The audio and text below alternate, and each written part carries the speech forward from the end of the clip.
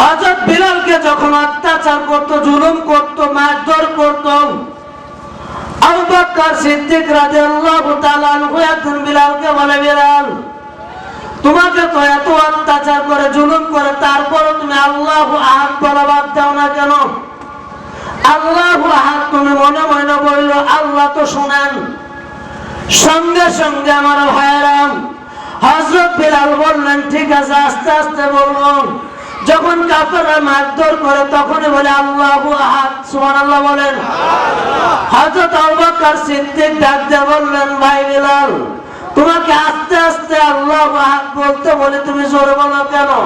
হযরত বিলাল বলেন, ভাই আবু বকর, আমার যখন কাফেররা যখন নির্যাতন করে, জুলুম করে, অত্যাচার করে, ওই সময় আমার মনে হয় আমার জীবন মনে হয় এখনই শেষ।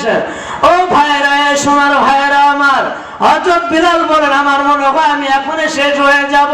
কিন্তু যখনই অত্যাচার করে এবং জুলুম করে, মারধর করে, রক্তাক্ত করে, যখন আমি আল্লাহু আহাদ বলি, আমার শরীরের ভিতরে যত দুঃখ কষ্ট আছে, যত ব্যথা আছে, আমার কাছে কোনো কিছু অনুভব হয় না। জোরে বলেন সুবহানাল্লাহ।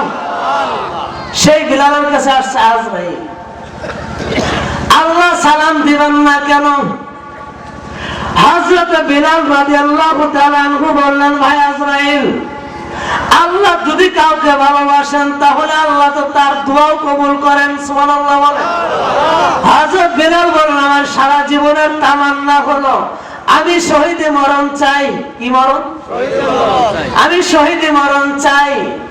এই কথা বলার পরে বললেন, ভাই আজরাইল, তোমাকে আমি আর বিরক্ত করব না। আমার তোমার কাছে হলো একটা আমার দাবি, সেটা হলো আমার জান তুমি এখন কবজ করবা না। আমি যখন নামাজে দাঁড়াবো তখনও তুমি আমার জান কবজ করবা না। এক রাকাত পড়বো তখনও আমার জান কবজ করবা না। দ্বিতীয় রাকাত পড়বো তখনও জান কবজ করবা না। তৃতীয় রাকাত পড়বো তখন আমার জান কবজ করবা না। চতুর্থ রাকাত যখন আমি শুরু করব, রুকু করব, সিজদায় যাব, এক সিজদা দিয়ে যখন উঠব, তৃতীয় সিজদায় আমি যখন চলে যাব, দ্বিতীয় সিজদায় আমি যখন চলে যাব, আল্লাহর কসম যতক্ষণ পর্যন্ত আমার রূহ বের না করবা ততক্ষণ পর্যন্ত আমি বিলাল সিজদায় থেকে উঠব না। জোরে বলেন সুবহানাল্লাহ। লা ইলাহা ইল্লাল্লাহ। ঝংকার দিয়ে লা ইলাহা ইল্লাল্লাহ। জোরে লা ইলাহা ইল্লাল্লাহ। লা ইলাহা ইল্লাল্লাহ। আসমানের উপর আরশুল্লাহ, জমিনের নিচে বাইতুল্লাহ, জমিনের উপর আল আকসা, মদিনায় আছেন রাসূলুল্লাহ। লা ইলাহা ইল্লাল্লাহ। ঝুমকার দিয়ে লা ইলাহা ইল্লাল্লাহ। জোরে বলেন লা ইলাহা ইল্লাল্লাহ। ভাইজান, যার দিলে আছে আল্লাহর ভয়, বলেন যার দিলে আছে আল্লাহর ভয়, বলেন যার দিলে আছে আল্লাহর ভয়, আল্লাহ আল্লাহ সব সময়, আহার নিদ্রা ভালো লাগে না, দুনিয়াদারি ভালো লাগে না, ভালো লাগে যে ইল্লাল্লাহ। লা ইলাহা ইল্লাল্লাহ। বলবে ধাক্কা দিয়ে লা ইলাহা ইল্লাল্লাহ। জোরে লা ইলাহা ইল্লাল্লাহ। লা ইলাহা ইল্লাল্লাহ। আস্তে। আচ্ছা ভাই, যুবক ভাইরা হাত তুলেন তো দেখি।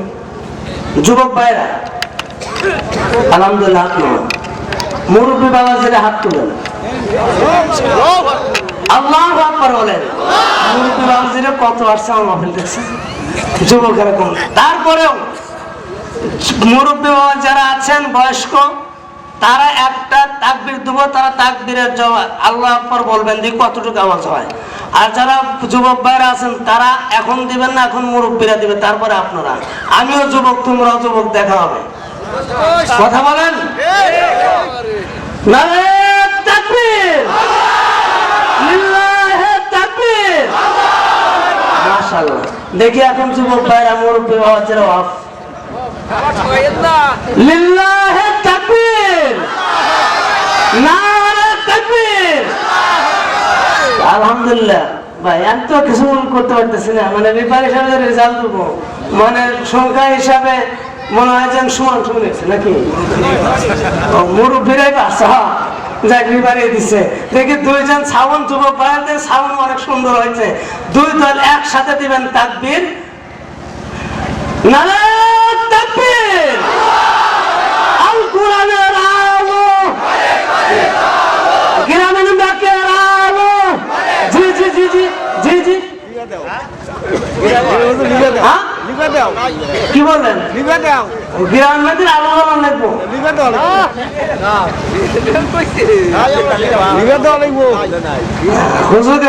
নাকি?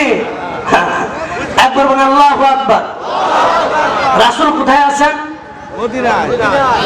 গুহার ভিতরে গবেষণা করছে, আল্লাহ কুরআনুল কারীমের নাজিলের ধারা চালু করবেন নাকি বলেন? আমার ভাইরাম, আল্লাহ রাব্বুল আলামিন বললেন, নবীজি মানুষের মনের ভিতরে একটা কেউ রয়েছে জানতে পারেন যে আমি তো গুনাহগার, আমি তো মদারু, আমি তো জুয়ারুম, আমি তো সুদারু, আমি তো মদখোর, আমি তো গাঁজাখোর, আমি তো গুনাহগার, মনে হয় আল্লাহ আমাকে মাফ করবেন না। মহান রব্বুল আলামিন পবিত্র কোরআনুল কারীমের ভাষায় বলেছেন, ওয়াল মাগফিরাতি গোলাম, তুমি যদি আমার কোরআনুল কারীমের কথা যদি তুমি মেনে চলো, তুমি যদি তাওবা করো, আমি আল্লাহর কথা যদি সাড়া দাও, তাহলে আমি আল্লাহ রব্বুল আলামিন এক নম্বরে তোমার জীবনের গুনাহ খাতাগুলো মাফ করে দেব, দ্বিতীয় নম্বরে পবিত্র কোরআনুল কারীমের মাধ্যমে তোমাদেরকে জান্নাতে পৌঁছায় দেব। যেরকম সুবহানাল্লাহ। রাসূল গবেষণা আছে, আল্লাহ মাফ করবেন নাকি করবেন না? রাসূল মদিনার জমিনে যখন দাওয়াত প্রচার করেন মক্কার জমিনে, রাসূল মার খাইছেন নাকি খান নাই? খাইছেন নাকি খান নাই? আজকে তো আমার দাওয়াতে নিয়ে আসেন, মুরগির ঠ্যাং, গিলাম, আইটা গলিজা যা আছে সব খাওয়ান। তারপরে যাওয়ার সময় আবার দেখা যায় মোর বোঝাইদের মালও দেন, তার মানে আমারও চলে, সংসারও চলে। রাসূলের জামানা এটা ছিল? হ্যাঁ। আমার ভাইয়েরা, আপনার শুনছেন ও জামিলের কথা শুনছেন, জাহিলিয়াতের যুগ ছিল। আলোচনা সংক্ষেপ করে দিলাম, কোন যুগ ছিল?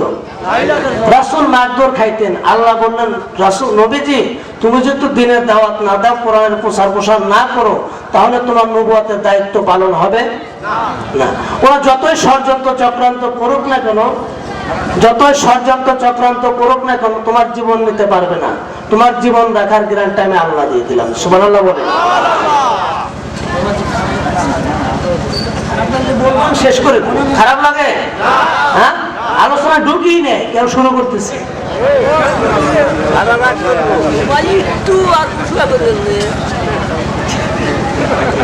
তো রাসূলের জামানায় আল্লাহ কি বললেন, তোমার জীবন রক্ষার দায়িত্ব আমি আল্লাহ নিয়ে নিলাম। কে নিল? আল্লাহ নিয়ে নিল। আমি ওই জামিলকে যে জাহিলিয়াতের যুগ, মা বোনেরাও আসছে নাকি বলে? মা বোনেরা আসছে না? মা বোনেরা আছে। জাহিলিয়াতের যুগে এই মা বোনদের দাম বাড়াইলো কে? রাসূল বাড়াচ্ছেন। কে? আল্লাহ রাসূলের মাধ্যমে।